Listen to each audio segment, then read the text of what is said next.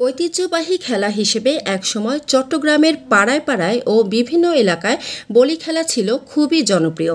সাধারণত জ্যৈষ্ঠ ও বৈশাখ মাসে খালি জমিতে আয়োজন করা হতো বলি খেলা। অনেক জায়গায় বলি খেলার পাশাপাশি গরুর লড়াইও হতো। কালের পরিবর্তে বলি খেলা প্রায় বিলীন হয়ে গেছে, তবে এখনও মাথা উঁচু করে দাঁড়িয়ে আছে লালদিঘি মাঠের শতবর্ষী জব্বারের বলি খেলা। বলি খেলা চট্টগ্রামের আঞ্চলিক নাম। এটাকে কুস্তি বা মল্লযুদ্ধ প্রতিযোগিতাও বলা হতো। প্রচলিত বা আন্তর্জাতিকভাবে কুস্তি প্রতিযোগিতার সঙ্গে এর মিল পাওয়া ভার। এই বলি খেলা হয়ে আসছে পুরোপুরি গ্রামীণ নিয়মকানুনে।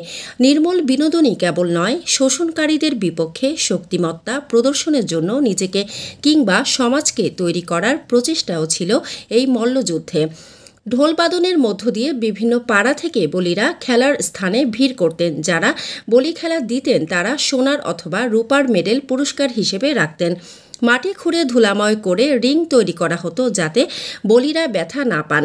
এক বলি অপরজনকে মাটিতে ফেলে দিতে পারলেই শুধু হতো না, পিঠ মাটিতে ছোঁয়াতে পারলেই বিজয়ী ঘোষণা করা হতো। তখন বিজয়ের গলায় মেডেল পরিয়ে দেওয়া হতো। বিজয়ী বলির নাচও ছিল দর্শনীয়। বাদ্যের তালে তালে কোমর দুলিয়ে নাচতে নাচতে বাড়ি ফিরতেন তারা। বলি খেলার প্রতিযোগিতার বেশিরভাগই ছিল মানুষের নামে। যে ব্যক্তি আয়োজক থাকতেন মূলত তার নামেই প্রতিযোগিতা প্রচলিত হতো। চট্টগ্রাম বিশ্ববিদ্যালয়ের উপাচার্য থাকার সময় সাহিত্যিক আবুল ফজল সেখানে বলি খেলার প্রবর্তন করেছিলেন।